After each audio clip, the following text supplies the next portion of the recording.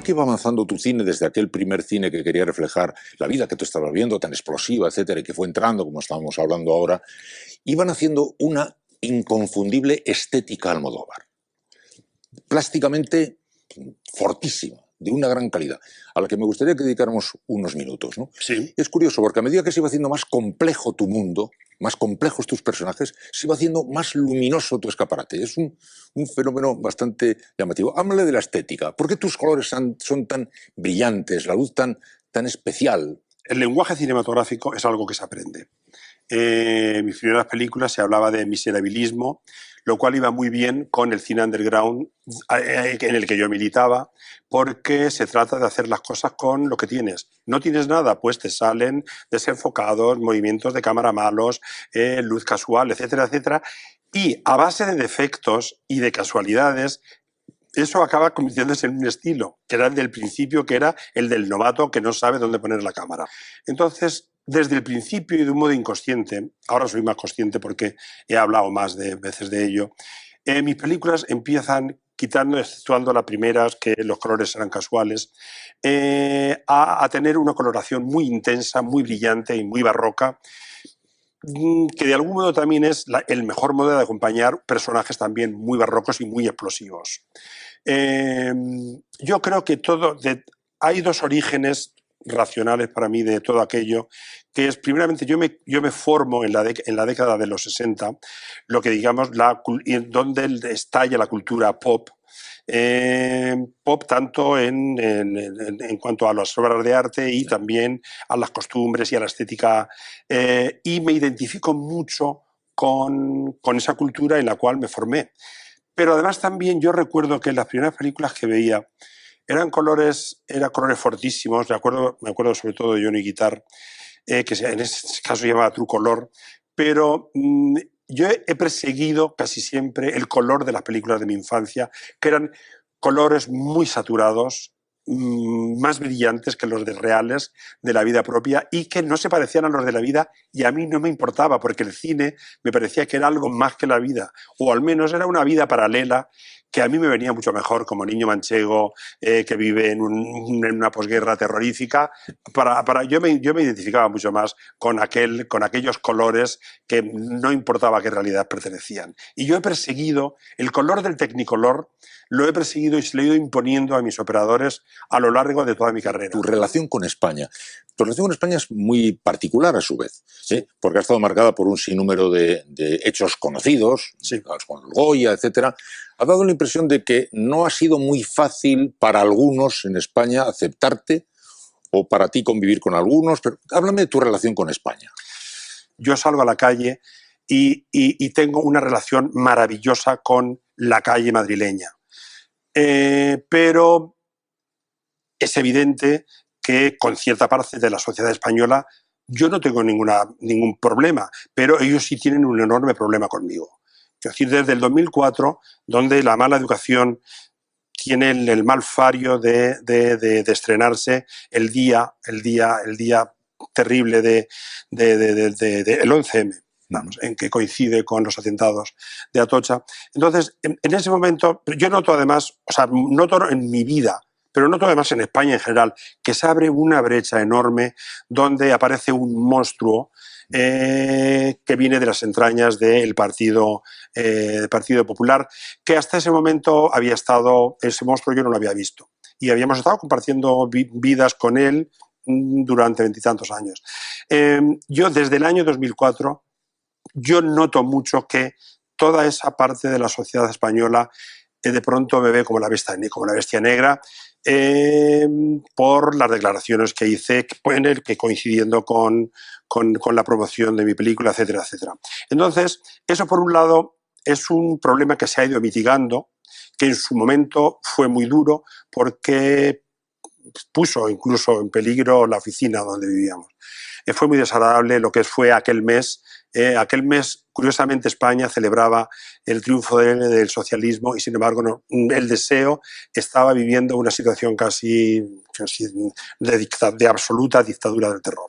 Pero bueno, eso pasó con aquel mes, pero yo todavía noto coletazos quiero decir, de lo que es la derecha, o la ultraderecha española con respecto a mi persona, que me tratan de llamar de un modo en que no corresponde, porque yo lo único que he hecho ha sido reaccionar a determinados momentos de la guerra de Irak o con respecto al proceso de Baltasar Garzón, etcétera, etcétera, de un modo muy evidente y tal. Y eso me ha acarreado, bueno, las antipatías de todas estas personas con las que debo convivir y ellos deben convivir conmigo y además así debe ser. Pero vives más incómodo aquí que en algunos otros países de fuera de aquí.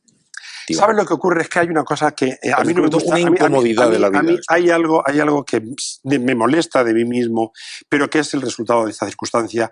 Yo de la sociedad española hablo mucho más fuera que aquí.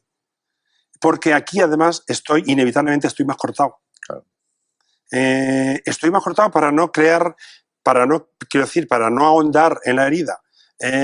Únicamente que, evidentemente, hay asuntos por los que me preocupan, hay movimientos que, como el del 15M, que aunque me cogió en Cannes cuando aparecieron, pero me preguntan y yo, viendo las cosas que están diciendo estos chicos, desde el inicio me muestro absolutamente favorable, entusiasta y como un síntoma de esperanza. Entonces, claro, soy efusivo en los momentos claves y soy muy claro en momentos claves en que creo que como ciudadano tengo que participar. Porque hay una cosa, Iñaki, que está muy mal vista en este país y es el que los artistas se politicen. Entre otras cosas también porque probablemente la política sea, como tú sabes mejor que nadie, probablemente la profesión peor vista en este momento en el país, pero que sin embargo yo creo que el hecho de que los ciudadanos tomen posturas políticas con respecto a la realidad que les concierne a ellos y que están sufriendo, es muy importante. Pero en Estados Unidos lo hacen los actores y no pasa nada. En Estados Unidos, Bruce Springsteen hizo toda una gira de conciertos a favor de Obama y nadie lo ve mal visto. O sea, cuando salió Sarkozy en las elecciones francesas, yo recuerdo, pero además había una lista de actores, de artistas a favor de los socialistas, no sé si era Ségolène Royal o algún o el que fuera, y otra lista con nombres y apellidos de los artistas que apoyaban a Sarkozy. Y no pasa nada, porque yo ya eso creo que hay que tener como cuidado, porque está mal visto realmente que los artistas expresemos sin ninguna intención de manipular a nadie, excepto esto es lo que pienso, yo apoyo a esta persona, si tienes a alguien claramente a que apoyar. ¿Qué tienes ahora en la cabeza? Porque a mí siempre me ha fascinado mucho cuando hablo con gente de cine, con gente tan rica como tú, que los temas de conversación están normalmente versando sobre lo que ya ha transcurrido, pero es difícil que la cabeza de un hombre como Pedro Almodóvar esté en descanso, debe estar ahí buliendo cosas, ¿no? ¿Qué tienes en la cabeza ahora como creador? No he estado nunca en descanso, afortunadamente. ¿Qué como creador pues no, mira, te hablo, sí, hay muchas películas y varias historias y varias que tienen ya cuerpo, o por lo menos tienen silueta y algunos órganos. Entonces, hay algo, cuando hablábamos, yo en algún momento quiero hacer alguna película claramente sobre la sociedad española, donde aborde un tema de los que me preocupan de la sociedad española. Y a mí, por ejemplo, entre muchos otros, me preocupa mucho la memoria histórica. Y